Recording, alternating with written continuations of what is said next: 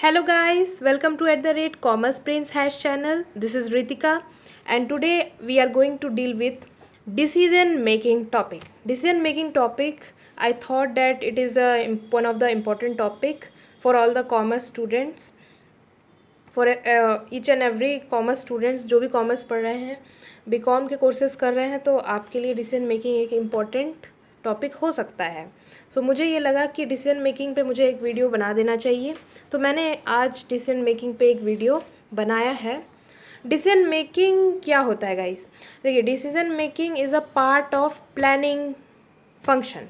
Planning आपने पढ़ा है, प्लानिंग और डिसीजन मेकिंग दोनों में अंतर होता है। आप अगर ये समझेंगे कि both are same, no, they are not same. Basic difference between decision making and planning is that decision making is just the part of planning. यानी प्लानिंग में ही आप डिसीजन मेकिंग करते हैं। प्लानिंग में क्या करते हैं? डिसीजन मेकिंग करते हैं। तो decision making is the part of planning. So it is a element, it is a part of planning, and planning is, it includes the decision making part. Decision making process को वो include करता है। तो ये basic difference मैं आपको बताना चाहती थी। अगर आपके मन में अगर कोई कन्फ्यूजन अभी भी है तो आप इस कन्फ्यूजन से दूर हो जाइए कि डिसीजन मेकिंग और प्लानिंग एक ही होते हैं। देखिए, एक नहीं होते हैं। डिसीजन मेकिंग प्लानिंग का पार्ट होता है, ठीक है। तो ये एक जस्ट अ पार्ट है। प्लानिंग में और भी बहुत सारे एलिमेंट्स आ जाएंगे, ठीक है, लेकिन ये एक एक पार्ट है बस। It is only a part. जैसे आपको पहले मैंने एक वीडियो में बताया था, स्कोप ऑफ बिजनेस में बिजनेस और कॉमर्स दोनों के बीच में बेसिक डिफरेंस बताया था कि बिजनेस कॉमर्स में मैंने बताया था ट्रेड एंड कॉमर्स के बीच में डिफरेंस, और बिजनेस और कॉमर्स के बीच में भी डिफरेंस मैंने बताया था कि business includes the commerce, it includes the trade. तो ट्रेड और कॉमर्स या बिजनेस और ट्रेड में डिफरेंस है।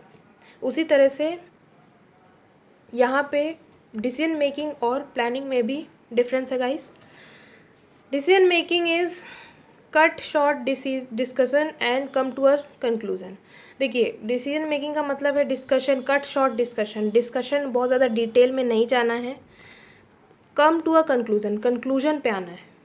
यानी डिस्कशन को कट शॉर्ट करके कंक्लूजन पे आना इज़ डिसीजन मेकिंग। सिंपली बहुत इजी लैंग्वेज है, मुझे कुछ ज़्यादा समझाने की इसके बारे में ज़रूरत है नहीं। आप मुझसे भी ज़्यादा इंटेलिजेंट हो कि आप ये समझ सकते हो। Cut short discussion and come to a solution, conclusion, sorry.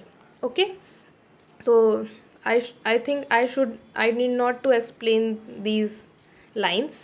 You already know that much better than me. Then in words of Theo Hamann, here I have written the Theo Hamann quotation. You can write, you can learn much more quotation, but मुझे यहाँ से एक quotation लगा तो मैंने वो लिखा कि डिसीजन मेकिंग को थियो हेमन ने क्या कहा है। To come to a decision means to cut off deliberation and to come to a conclusion. यानी डिलिब्रेशन को कट ऑफ करिए और कंक्लूजन पे आइए। डिटेल्स को हटाइए, कंक्लूजन पे आइए। A decision as a course of action chosen by the manager. Manager ही तो डिसीजन लेता है, मैनेजर ही तो डिसीजन लेते हैं, जो भी बोल लीजिए। तो मैनेजर का ही काम है डिसीजन लेना, तो मैनेजर का ही वर्क है, ठीक है। ऐसे भी कोई लल्लू, कोई एरो गैरो बच्चा या कोई भी छोटा सा जो छोटे लेवल पे वर्क कर रहा हो वो डिसीजन नहीं लेगा। डिसीजन तो उसको मानना पड़ेगा, ठीक है, उसको मानना पड़ेगा, लेकिन डिसीजन मैनेजर ही लेगा। किसी ऑर्गेनाइजेशन में डिसीजन क्या कोई भी ले लेता है? नहीं लेता है। अगर आप स्कूल कॉलेज में हैं तो आप खुद उस स्कूल और कॉलेज का डिसीजन थोड़ी ना ले लेते हैं, ठीक है। डिसीजन तो बड़े लोग लेते हैं, जो बड़े टॉप लेवल के होते हैं, ठीक है, टॉप लेवल मैनेजर्स, उनका काम है डिसीजन मेकिंग, क्योंकि planning function is the work of top level manager. तो यहाँ हम प्लानिंग का पार्ट है, तो ये टॉप लेवल मैनेजर की बात की जा रही है कि मैनेजर, जो टॉप लेवल मैनेजर है, वही डिसीजन लेते हैं, डिसीजन मेकिंग करते हैं। So decision as a course of action chosen by the manager as the most effective means at his disposal of for achieving goals and solving problem solving के लिए और goals achieve करने के लिए ही तो decision लेते हैं भाइयों। अब इसको मुझे बहुत ज़्यादा विस्तार में बताने की तो ज़रूरत है नहीं, आप तो मुझसे ज़्यादा ही इंटेलिजेंट हैं। फिर मैं ये वीडियो क्यों लाई? तो इसका मुझे आंसर नहीं मालूम, मैं नहीं जानती, आई डोंट नो.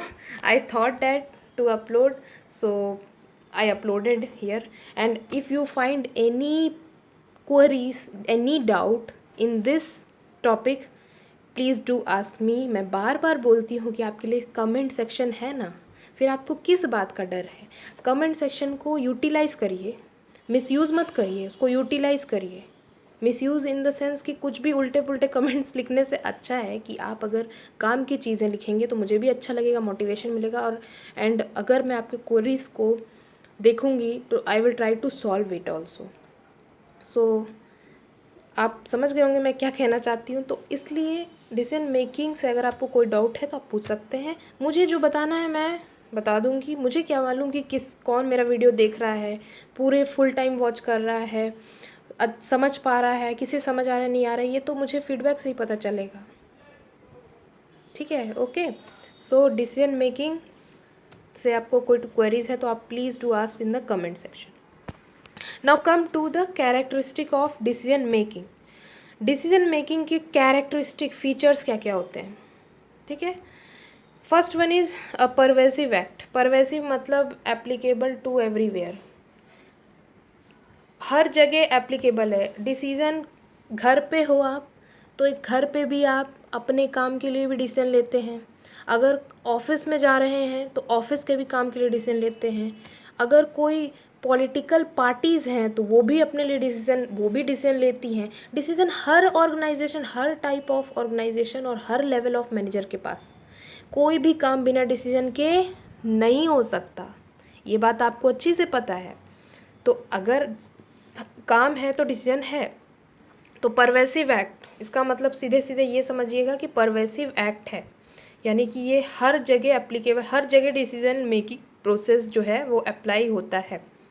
ऐसा कोई ऑर्गेनाइजेशन नहीं है जो डिसीजन मेकिंग प्रोसेस ना ले, चाहे वो प्रॉफिट ऑर्गेनाइजेशन हो, चाहे नॉन प्रॉफिट ऑर्गेनाइजेशन हो, चाहे वो गवर्नमेंट ऑर्गेनाइजेशन हो, चाहे नॉन गवर्नमेंट हो, पब्लिक हो, प्राइवेट हो, प्रॉफिट हो, नॉन प्रॉफिट हो.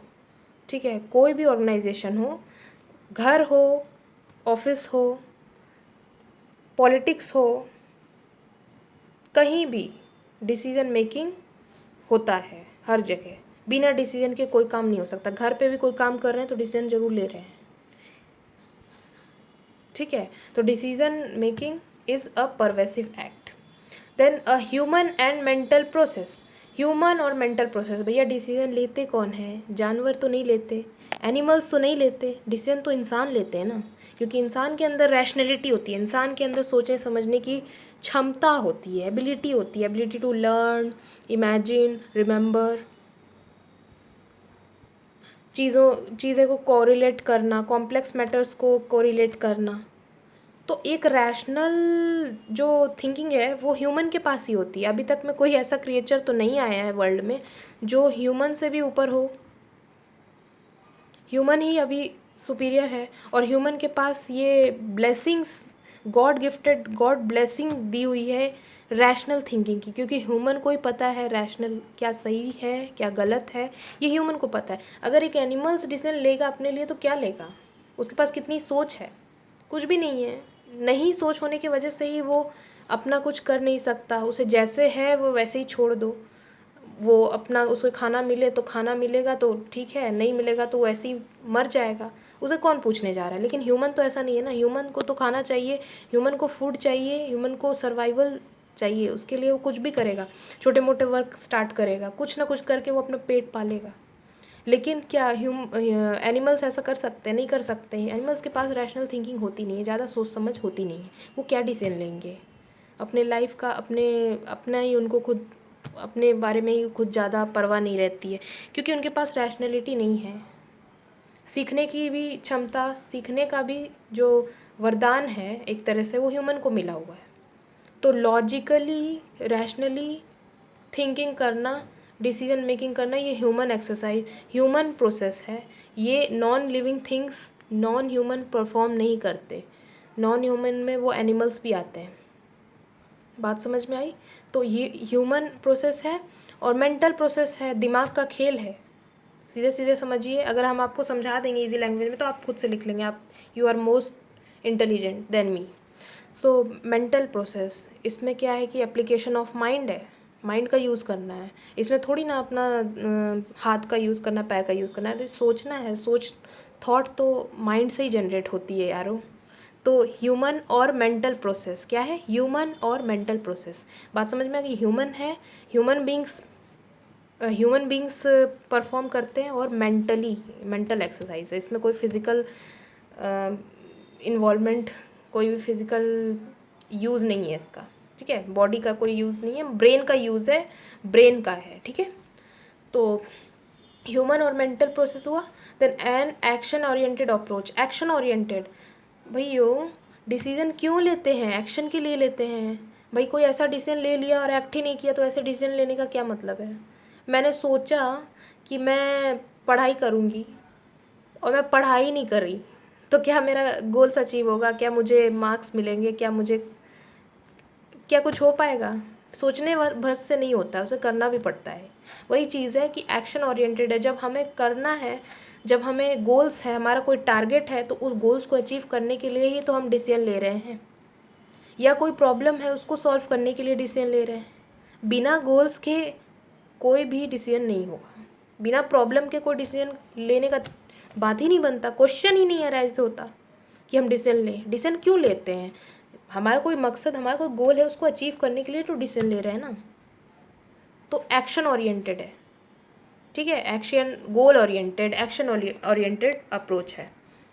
बिना गोल के डिसीजन क्या लेंगे, जब गोल है तभी तो। और गोल, इवन तो गोल को भी अगर हम सेट कर रहे हैं तो वो डिसीजन मेकिंग से ही कर रहे हैं। बिना डिसीजन के आप गोल सेट कर लेते हो तो बता दो हमको। नहीं कर सकते ना, यू कांट डू। अगर कर सकते हो तो बता दो, कोई काम ऐसा है जो बिना डिसीजन के कर सकते हैं। इवन गोल सेट करना भी डिसीजन मेकिंग का ही है, प्रोसेस में ही आता है। अब आप डिसीजन ही नहीं लोगे तो गोल क्या सेट करोगे, ठीक है। तो एक्शन ओरिएंटेड अप्रोच है, ठीक है, decision making. Next one is an act of selection. क्या selection, selection of alternatives. Selection of alternative, selection का मतलब, कहने का मतलब है डिसीजन हम लेते हैं तो डिसीजन में तो हम कई सारे अल्टरनेटिव्स हमने फाइंड आउट किए। ये भी तरीका है, ये भी तरीका है, ये भी तरीका है गोल्स को अचीव करने का। लेकिन सबसे अच्छा बेस्ट तरीका क्या है, उसको सेलेक्ट करने का काम हम डिसीजन मेकिंग में ही तो करते हैं। हमारे पास अच्छी सोच नहीं रहेगी, अच्छा नॉलेज नहीं रहेगा, स्किल नहीं रहेगा, तो हम रॉन्ग डिसीजन ले लेंगे। बिल्कुल लेंगे ही लेंगे रॉन्ग डिसीजन, क्योंकि हमें पता ही नहीं है किससे हमें फ़ायदा हो रहा है, किससे हमें नुकसान हो रहा है। तो हम कोई गलत अगर रॉन्ग डिसीजन ले लेंगे तो हमारे लिए, हमारे ऑर्गेनाइजेशन के लिए जो है वो बहुत प्रॉब्लमेटिक हो जाएगा, है ना। तो इसलिए सिलेक्शन भी हम करते हैं, सिलेक्शन ऑफ अल्टरनेटिव्स भी हम डिसीजन मेकिंग में ही करते हैं। ओके, डिसीजन मेकिंग प्रोसेस में ही हम सिलेक्शन करते हैं, ठीक है। Next one is N evaluation of alternatives.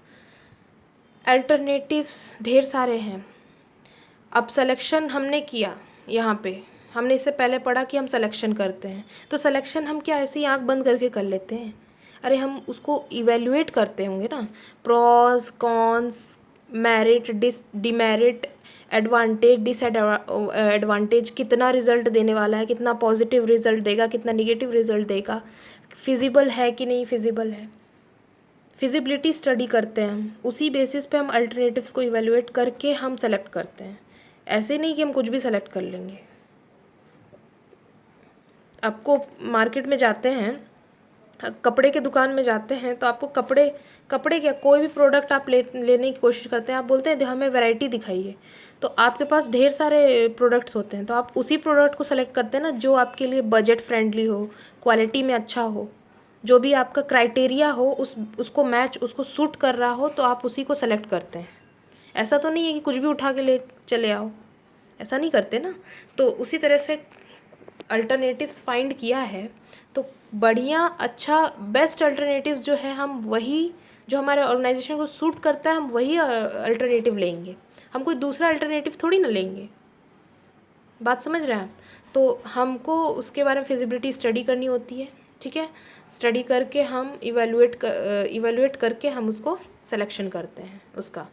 तो इवेल्युएशन ऑफ अल्टरनेटिव्स भी कैरेक्टरिस्टिक ऑफ डिसीजन मेकिंग में ही आता है बच्चे, डिसीजन मेकिंग में ही ये आता है गाइस, ठीक है। So evaluation of alternatives, then commitment oriented action. Commitment oriented action, decision जो होना चाहिए ये कमिटमेंट ओरिएंटेड है, तभी तो ये फैक्ट है कि जो डिसीजन मेकिंग है वो इर्रेगुलर नहीं होना चाहिए। यानी वो ऐसा नहीं होना चाहिए कि चलो ना आज ले लेते हैं, अब 2 साल बाद लेंगे डिसीजन। पढ़ाई का डिसीजन लेना है तो क्या करना है, आज ले लिए, 2 साल बाद फिर लेंगे, ऐसा नहीं करना है। डिसीजन हमेशा हमको लेते रहना है कि क्या करना है, हर चीज़ का डिसीजन। इवन दो बच्चे अपने स्टूडेंट्स जो है वो कोर्स को जब परस्यू करते हैं तो उसमें भी डिसीजन लेते हैं, क्या पढ़ना है, क्या इंटरेस्ट है, उस इंटरेस्ट के साथ वो आगे लेवल तक जाते हैं डिसीजन लेते हुए। तो डिसीजन मतलब कमिटमेंट ओरिएंटेड डिसीजन जो होना चाहिए ना, वो रिजिड नहीं होना चाहिए, वो इररिलेवेंट नहीं होना चाहिए, रिलेवेंट होना चाहिए, इरेगुलर नहीं होना चाहिए, ठीक है। वो रिलेवेंट होना चाहिए, अप्रोप्रिएट होना चाहिए, एक्यूरेट होना चाहिए। कहने का मतलब है अगर डिसीजन एक्यूरेट ही नहीं रहेगा तो वैसे डिसीजन क्यों ले रहे हो भैया, वैसे डिसीजन को लेके क्या करेंगे। बात समझ में आ रही है। तो इसलिए कमिटमेंट ओरिएंटेड एक्शन है, और फ्लेक्सिबल भी होना चाहिए, रिजिड नहीं होना चाहिए, फ्लेक्सिबल होना चाहिए। ऐसा नहीं होना चाहिए कि एक बार डिसीजन ले लिया अब उसको टाइम से चेंज ही नहीं कर सकते। हमारे ऑर्गेनाइजेशन में चेंजेस की ज़रूरत है, हमने ऐसा डिसीजन ले लिया जो हम चेंज ही नहीं कर सकते उसको, तो ऐसा काम नहीं करना भाई। बिजनेस इन्वायरमेंट चेंजिंग है तो उसके हिसाब से डिसीज़न को भी चेंज कर देना चाहिए, डिसीजन को रिवर्स करने का भी होना चाहिए। ऐसा नहीं है कि इतना रिजिड हो गया कि वो ऑर्गेनाइजेशन को प्रॉब्लमेटिक सिचुएशन में डाल दिया, तो ऑर्गेनाइजेशन उससे सफ़र करेंगे ना। क्योंकि अगर अचानक से सडन चेंज होता है तो आपको अपने डिसीजन में भी चेंजेस लानी होती है, जो अनसर्टेनिटीज़ होती है, जो रिस्क होता है उसके वजह से। तो इसलिए डिसीज़न जो होनी चाहिए, डिसीज़न वो रिलेवेंट होना चाहिए, यानी कि एकदम ज़रूरी होनी चाहिए, ऐसा फालतू डिसीजन नहीं ले लेना, और एक्यूरेट होना चाहिए, एप्रोप्रिएट होना चाहिए, फ्लेक्सिबल भी होनी चाहिए, so that it can be adjusted as per the situations. Then element of generation, देखिए एलिमेंट ऑफ जनरेशन मतलब है एक डिसीज़न से दूसरा डिसीज़न जनरेट होता है, बिल्कुल चेन ऑफ डिसीज़न बनता चला जाता है।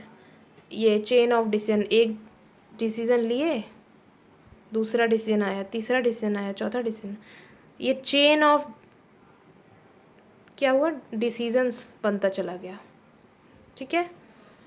पर ये आप मत लिख दीजिएगा कि चेन ऑफ डिसीज़न बनता है, ये तो बताने का तरीका है। मैं तो इस वीडियो में आपको तब से बताए ही जा रही हूँ सिंपल वर्ड में, बाकी लिखना आपका काम है, लिखेंगे आप अपने से समझ के। क्योंकि मैं जब समझती हूँ तो मैं भी समझ लेती हूँ, लेकिन ज़रूरी नहीं कि जिस तरीके से मैं समझ लूँ उसी तरीके से मैं लिख दूँ।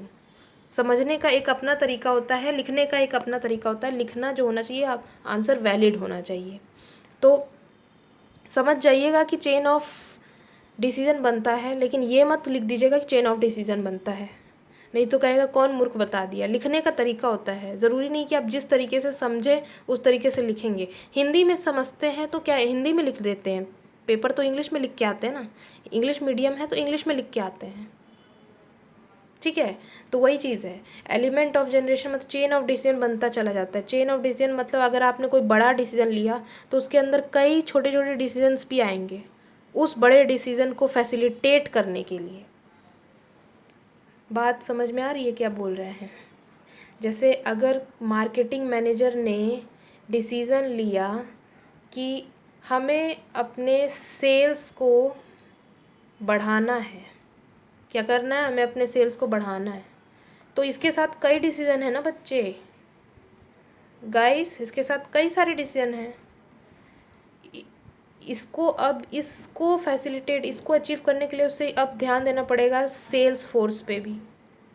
Decision to motivate, to train the sales force, decisions to select the effective channels of distribution, effective promotional policies, customer needs and wants means customer satisfaction, उसको भी देखना पड़ेगा। तो कई सारे डिसीजन हमें लेने पड़ेंगे सेल्स के रिगार्डिंग, कि हमें सेल्स फोर्स को इतना ट्रेन करना चाहिए कि सेल्स जो है, सेल्स का जो टारगेट है अचीव हो। देन चैनल ऑफ डिस्ट्रीब्यूशन, हम किस चैनल के थ्रू अपने प्रोडक्ट को जो है मार्केट में सप्लाई करेंगे। देन हमने हमारा प्रमोशनल जो पॉलिसी है वो क्या रहेगा, promotional policy. Then customer satisfaction का एम। तो कई सारे अदर डिसीजंस भी हैं जो इस डिसीजन के साथ हैं। तो वही है एलिमेंट ऑफ जनरेशन, अगर आप एक डिसीजन लेते हो तो कई अलग अलग डिसीजन भी जनरेट अपने आप होने लगती हैं। That is the chain of decision making. ठीक है, तो ये हो गया एलिमेंट ऑफ जनरेशन का मतलब। आई होप सो आप समझ गए होंगे। नहीं समझे होंगे तो आप बिल्कुल मेरे से पूछ सकते हैं। मेरे को ज़रूरी नहीं है कि मैं फर्स्ट टाइम में सारे लोगों को समझा ही दूँ सही। ठीक है, तो अगर आपको नहीं समझ में आता तो आप पूछ सकते हैं, और जिनको समझ में आ रहा है तो अच्छी बात है भाई। ठीक है, समझते रहिए। The today's last topic is steps of decision making. क्या क्या स्टेप्स हैं? एक्चुअली डिसीजन मेकिंग कहीं ना कहीं प्लानिंग के स्टेप से ही रिलेट करता है, बट प्लानिंग का ही तो पार्ट है ये। तो आइए हम देख लेते हैं वन बाय वन कि क्या है स्टेप्स ऑफ डिसीजन मेकिंग। थोड़ा सा ब्लर हो गया होगा, थोड़ा सा दिक्कत हो रही होगी, बट सुनने की कोशिश करिए और थोड़ा बहुत तो समझ में आ ही रहा होगा, इतना लेजिबल है। ठीक है, नहीं समझ में आ रहा है तो आप कमेंट करके हमें बता दीजिए कि राइटिंग इम्प्रूव कर दो, तो मैं इम्प्रूव कर लूँगी। ठीक है guys, let's start without wasting time. Steps of decision making. Awareness of problem के बारे में अवेयरनेस होनी चाहिए। सबसे पहले प्रॉब्लम आता है तभी तो डिसीजन मेकिंग आता है। जब प्रॉब्लम ही नहीं आएगा तो डिसीजन मेकिंग की क्या ज़रूरत है? जब प्रॉब्लम है तभी तो डिसीजन मेकिंग है, या कोई टारगेट है तभी तो हम डिसाइड करेंगे उसको अचीव करने का। तो प्रॉब्लम डू एग्जिस्ट, प्रॉब्लम आता है, प्रॉब्लम एग्जिस्ट करता है, और उस प्रॉब्लम का सॉल्यूशन बन के आता है डिसीजन मेकिंग। डिसीजन मेकिंग में हम सॉल्यूशन फाइंड आउट करते हैं, है ना। तो अवेयरनेस होना बहुत ज़रूरी है। अब प्रॉब्लम को अवेयर नहीं होंगे तो क्या डिसीजन मेकिंग क्या लेंगे? कुछ भी नहीं लेंगे। जब प्रॉब्लम ही नहीं है तो डिसीजन मेकिंग क्या है? और डिसीजन मेकिंग ही नहीं रहेगा तो मैनेजर की भी ज़रूरत नहीं है। तो इसलिए प्रॉब्लम के बारे में जानना बहुत ज़रूरी है। क्या प्रॉब्लम है ऑर्गेनाइजेशन में, तभी तो डिसीजन मेकिंग लेंगे। कोई प्रॉब्लम ही नहीं आएगा तो ऑब्वियसली सी बात है डिसीजन मेकिंग की बात ही नहीं आती है। डिसीजन हम तभी लेंगे जब प्रॉब्लम है। तो प्रॉब्लम जो है, problem awareness of the problem opens the door to suitable and effective decision solution. Okay, decision means solution.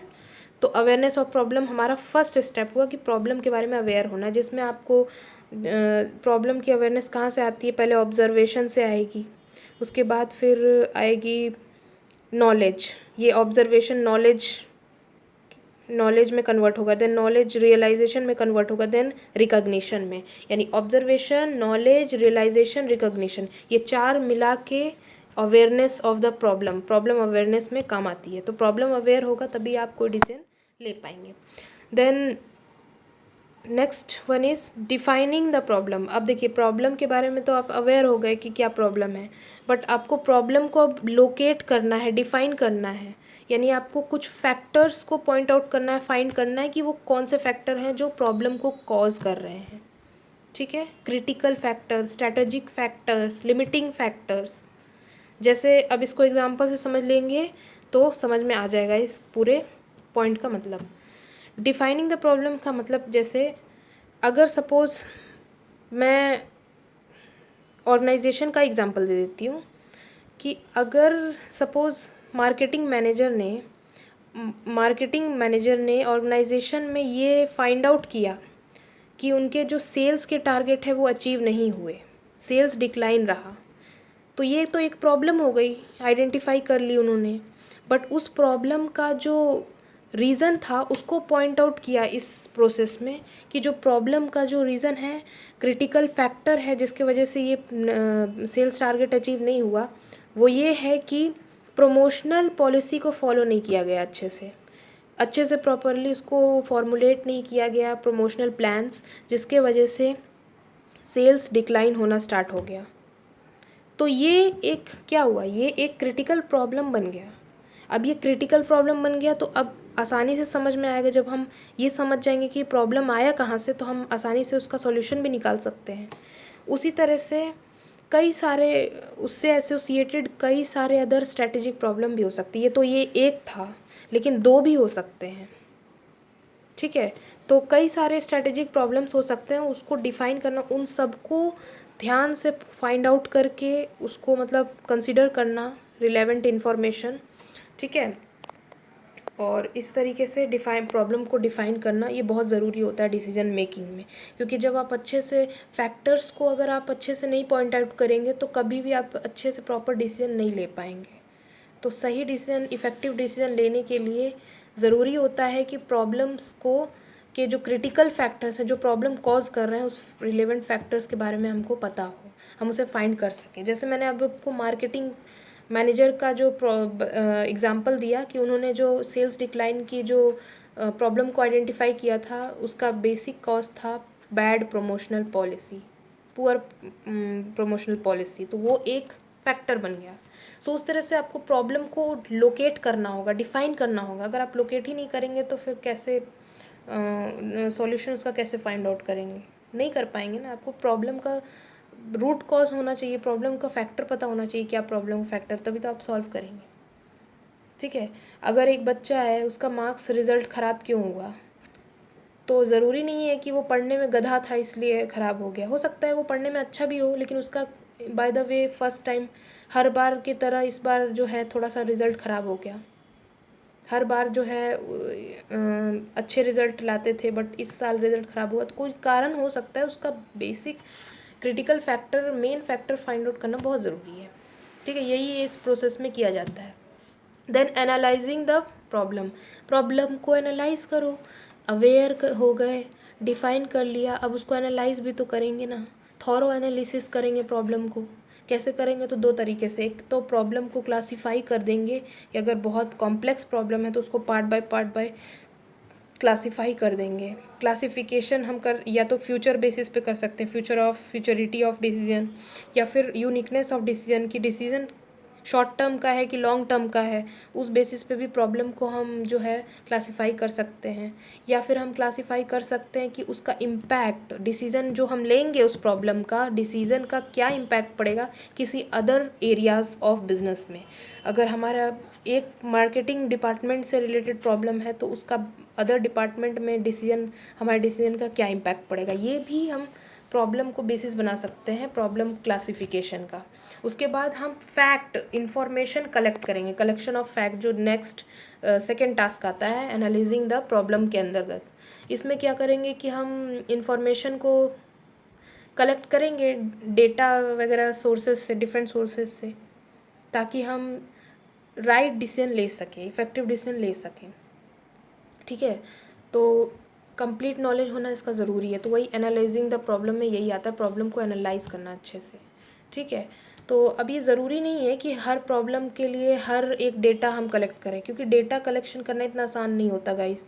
Data collection में बहुत समय जाता है, बहुत टाइम जाता है, बहुत रिसोर्सेज जाते हैं। तो कई बार हम कुछ डेटा जो है हमें वो बिना किसी कुछ इन्फॉर्मेशन जो हमें कुछ डिसीजन लेना होता है वो बिना किसी डेटा के ही लेना पड़ जाता है, इनकम्प्लीट नॉलेज के ऊपर ही, क्योंकि डाटा भी, हर चीज़ का डेटा भी अवेलेबल नहीं होता।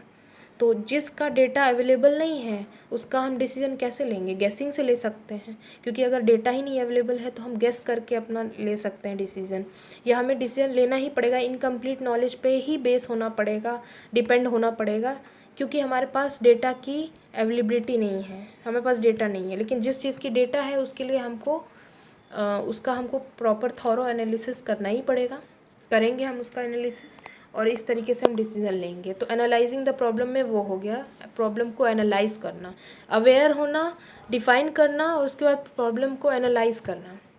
देन डेवलपिंग अल्टरनेटिव्स, ये नेक्स्ट आता है। डेवलपिंग अल्टरनेटिव्स में ढेर सारे, अब उस प्रॉब्लम को हमने अच्छे से एनालाइज कर लिया कि यही प्रॉब्लम है, पता चल गया हमें प्रॉब्लम, क्योंकि एनालाइजिंग के बाद आप फाइनली प्रॉब्लम का जो कॉज है वो आपको पता चल गया है, और अब आप उस प्रॉब्लम को सॉल्व करने के कई सारे तरीके निकालोगे इस तरह से, ठीक है। तरीके निकालोगे, ये भी तरीका है, ये भी तरीका है, ये भी तरीका है। देखो, अगर हमें सपोज़ हमें कोई एक पाथ पे जाना है, सपोज़ ये सेंटर लोकेशन है, ठीक है, तो ये सेंटर लोकेशन में आने का कई सारा पाथ है। यहाँ से भी आ सकते हैं, यहाँ से भी आ सकते हैं, यहाँ से भी आ सकते हैं, यहाँ से भी आ सकते हैं, यहाँ से भी आ सकते हैं। कहाँ से आएंगे? हर जगह से आ सकते हैं। तो हमने आइडेंटिफाई कर लिया, हमने अल्टरनेटिव्स फाइंड कर लिया कि इस प्रॉब्लम को सॉल्व करने के ये भी तरीके हैं, ये भी तरीके हैं, ये भी तरीके हैं, ये भी तरीके। जैसे आप मैथमेटिक्स पढ़ते हैं तो मैथमेटिक्स में आप देखते हैं एक प्रॉब्लम को सॉल्व करने के कई सारे मेथड्स होते हैं, 2 या 3 मेथड्स होते हैं। तो अब मेथड 1 सही है कि मेथड 2 सही है कि मेथड 3 सही है, ये आप कैसे सेलेक्ट करते हैं? किस बेसिस पे करते हैं? कुछ तो बेसिस होगा ना सेलेक्ट करने का। तो सिलेक्शन का हम नेक्स्ट स्टेप में करेंगे। यहाँ पे आप जो है मेथड को फाइंड आउट किए कि ये भी मेथड है, ये भी मेथड है, ये भी मेथड है। इसको फाइंड करने से क्या होता है ना कि आप जितना ज़्यादा मेथड फाइंड आउट करेंगे आपके लिए उतना अच्छा रहेगा, उतने ज़्यादा डिग्री ऑफ एक्यूरेसी अचीव हो पाएगी डिसीजन में। क्योंकि ढेर सारे जब आपके पास ढेर सारे अल्टरनेटिव्स आ जाएंगे तो आप कोई बेस्ट अल्टरनेटिव चूज़ कर सकते हैं। आपके पास जब अल्टरनेटिव्स ही नहीं रहेगा तब कहाँ से करेंगे? तब तो चांस है ये नहीं है। बात समझ में आ रही है? तो डिसीज़न को एक्यूरेट करने का काम करता है।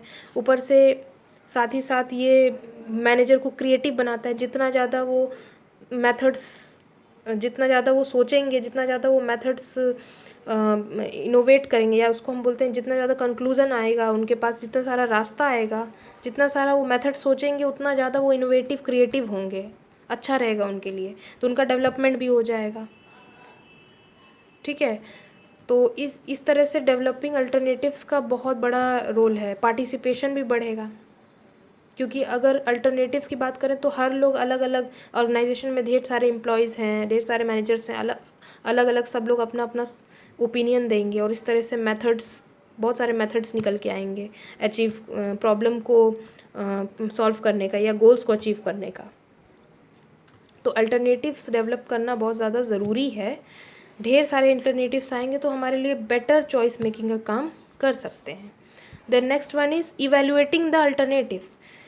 अब अल्टरनेटिव्स तो फाइंड कर लिए कि ये रास्ते पे जाने का यहाँ से भी जगह है, यहाँ से भी जगह है, यहाँ से भी जगह है, यहाँ से भी जगह है, हर जगह से। अब हमको इवैल्यूएट करना है कि कौन सा जगह है, कहाँ से हम जाएं कि हमको समय भी कम पड़े, कॉस्ट भी कम पड़े। तो आइडियल जो हमारे लिए एक सही हो, हर तरह से एडवांटेजियस हो, उसको बोलेंगे इवैल्यूएटिंग द अल्टरनेटिव्स। अल्टरनेटिव्स को हम इवैल्यूएट, तो कोई भी डिसीजन हमने लिया, कोई भी अल्टरनेटिव हमने प्रॉब्लम को फाइंड करने का मेथड हमने सॉर्ट आउट किया। अब मैथ्स में जो प्रॉब्लम हम फाइंड कर रहे हैं उसके 2-3 मेथड हमने देखे। अब 2-3 मेथड से हम कौन से मेथड को सेलेक्ट करें उस प्रॉब्लम को सॉल्व करने का, जो जिसमें हमारा समय कम लगेगा। ऑब्वियसली जिसमें हमारा समय कम लगेगा, जो सबसे इजी मेथड होगा उसी को हम सेलेक्ट करेंगे। तो उसको बोल दिया इवैल्यूएटिंग द अल्टरनेटिव्स। आपने कोई पर्टिकुलर मेथड 1 या 2 या 3 में से आपने कोई एक मेथड चूज़ किया होगा। वो एक मेथड चूज़ करने का मकसद क्या था? क्यों चूज़ किया एक मेथड? आप तो ये भी मेथड से कर सकते थे, ये भी कर सकते थे, क्यों आपने मेथड 2 ही किया, क्यों आपने मेथड 1 ही किया, या क्यों आपने 3 ही किया? तो ज़रूर उसके पीछे रीज़न है। रीज़न ये है, आपने क्राइटेरिया बनाई कि हाँ प्रॉब्लम को ईज़िली, वो इजी मेथड है, वो टाइम कम लेता है, टाइम कम लेंदी नहीं है, शॉर्ट है, ट्रिकी है। तो इस तरह से आपने इवैल्यूएटिंग जो क्राइटेरिया है उसके बेसिस पे आपने अल्टरनेटिव्स को इवैल्यूएट किया। तो उसी तरह से जो भी डिसीजन लेते हैं उसमें ढेर सारे जो हम अल्टरनेटिव्स ढूंढते हैं ना, उसमें से हम सारे अल्टरनेटिव्स, हर एक अल्टरनेटिव्स के प्रोज और कॉन्स को हम मेजर कर लेते हैं कि किस में ज़्यादा रिस्क है, किस में ज़्यादा रिटर्न है, किस में ज़्यादा रिस्क है कम रिटर्न है, या कम रिटर्न ज़्यादा रिटर्न है कम रिस्क है। तो उस हिसाब से हम फिजिबल, जो हमारे लिए फिजिबल होगा, हमारे ऑर्गेनाइजेशन के लिए जो सूट करेगा, फिट रहेगा, उसी को हम फाइनली डिसीजन लेंगे। तो ये है इवैल्यूएटिंग द अल्टरनेटिव्स। प्लानिंग में भी आपने पढ़ी होगी, सेलेक्टिंग द बेस्ट अल्टरनेटिव्स। अब हमने ये देख लिया कि इस रास्ते से भी चले जाएंगे तो ये होगा, इस रास्ते से चले जाएंगे तो ये इतना समय लगेगा, यहाँ से जाएंगे तो इतना समय लगेगा। हमने इवेलुएट कर लिया हर क्राइटेरिया पे। उसके बाद हमने एक बेस्ट सेलेक्शन किया, वाइज सेलेक्शन किया, दिमाग खोल के हमने सेलेक्ट किया कि हमें यही वाला मेथड प्रॉब्लम सॉल्व करने में यूज़ करना है। क्यों यूज़ करना है? क्योंकि ये टाइम कम लगता है, इजी मेथड है। सो उसी तरीके से कोई भी अल्टरनेटिव्स को जब हमने प्रोज और कॉन्स को उसको वे डाउन कर लिया या उसको हमने मेजर कर लिया, उसके बाद हम जो सबसे बेस्ट है, जिसमें हमारा ऑर्गेनाइजेशन का कॉस्ट भी कम रहे, ज़्यादा कॉस्ट ना लगे, ज़्यादा लॉस से सफ़र ना करना पड़े, उसको हमने सेलेक्ट कर लिया। ठीक है, तो सिलेक्शन जो हुआ ना, वाइज हम यहाँ पे बोलते हैं कि यहाँ पे वाइज चॉइस इसको बोलते हैं। तो वाइज चॉइस, हालांकि सिलेक्शन, बेस्ट सिलेक्शन आपको गारंटी नहीं देता कि आपको अचीवमेंट मिल ही जाएगा या आपने राइट डिसीजन को चुना है या आप एक स्मार्ट इंटेलिजेंट हो, लेकिन कुछ हद तक आपके जो चांसेस ऑफ रिस्क जो होता है ना, उसको कुछ हद तक कम कर देता है और रॉन्ग डिसीजन से बचा लेता है, सबसे बड़ी बात। तो इसलिए selecting the best alternative, develop किया, इवेल्युएट किया, उसकी इवेल्युएशन करने के बाद हमने बेस्ट, उसमें से जो हमें बेस्ट लगा उसको हमने सेलेक्ट कर लिया।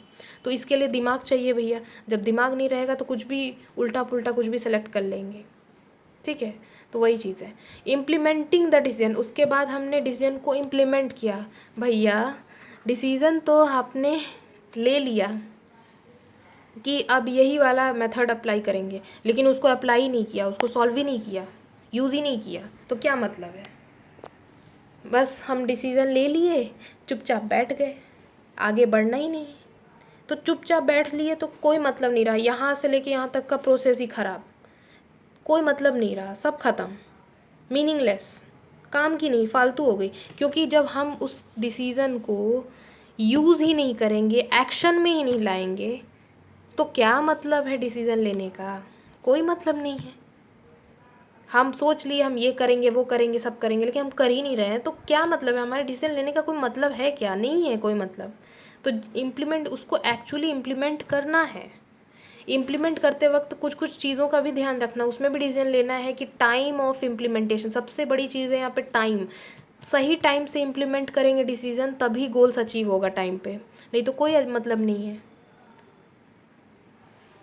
तो इम्प्लीमेंटिंग द डिसीज़न, डिसीज़न को इम्प्लीमेंट करना भी एक स्टेप्स है। इस स्टेप में हम बहुत सारी अदर फैक्टर्स भी देखते हैं, जैसे टाइम ऑफ इम्प्लीमेंटेशन, कब इम्प्लीमेंट करना चाहिए, लोगों को मोटिवेट करना भी कि जो भी डिसीजन हमने लिया है उसको वो एक्सेप्ट करें, उसको उस पर वो एक्ट करें, उनको मोटिवेट करने का भी काम उसको भी देखना पड़ता है। रिस्पॉन्सिबिलिटी फिक्स करनी पड़ती है गाइस। जो भी पीपल ये डिसीज़न एक्ट करेंगे, जिनको भी ये डिसीज़न से में इन्वॉल्व किया गया है या जिसको भी ये डिसीज़न करना है, फाइनली ये डिसीज़न से उनको एक्ट करना है, उनको भी उनकी रिस्पॉन्सिबिलिटी फिक्स करना भी इसी में आएगा, इम्प्लीमेंटिंग द डिसीजन में। तो डिसीज़न इम्प्लीमेंट करने का मतलब putting the plans into action, सीधे सीधी बात कि एक्शन में आओ।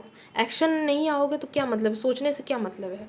जब आप प्लानिंग कर लिए, सब कुछ कर लिया, आप कर ही नहीं रहे हो, तो प्लान करके चुपचाप बैठने से नहीं होगा ना, कोई मतलब नहीं है प्लान करने का, तो मीनिंगलेस हो जाएगा। इसलिए इम्प्लीमेंटिंग करने, उसको इम्प्लीमेंट करना है, एक्शन में लाना है। ठीक है, उसके बाद एक्शन में ले आए तो फीडबैक एंड कंट्रोल, लास्ट में फीडबैक देखो, कंट्रोल देखो। एक्शन में ले आए हैं, चुपचाप बैठे हैं, देख ही नहीं रहे हैं कि क्या सही हुआ, कहाँ तक अचीव हुआ, गोल क्या हुआ, कोई मतलब नहीं बनता।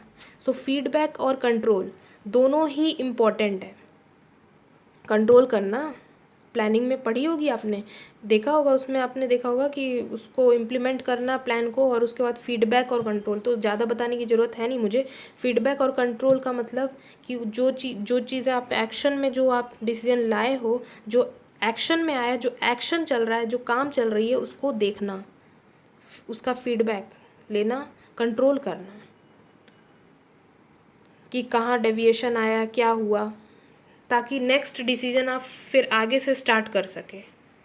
नहीं तो कोई मतलब नहीं है, चुपचाप बैठ रहे, बस हाथ पे हाथ रख के बैठ गए हैं, डिसीजन भी ले लिया, काम भी करवा लिया, लेकिन काम को देखा नहीं कि वो ठीक से हुआ कि नहीं हुआ, तो क्या मतलब है? डिसीजन लेने का तो कोई मतलब ही नहीं है, फिर आगे का डिसीजन फैसिलिटेट नहीं हो पाएगा। तो फीडबैक और कंट्रोल भी ज़रूरी है, ठीक है। तो ये थे स्टेप्स ऑफ डिसीजन मेकिंग और decision making, characteristic of decision making.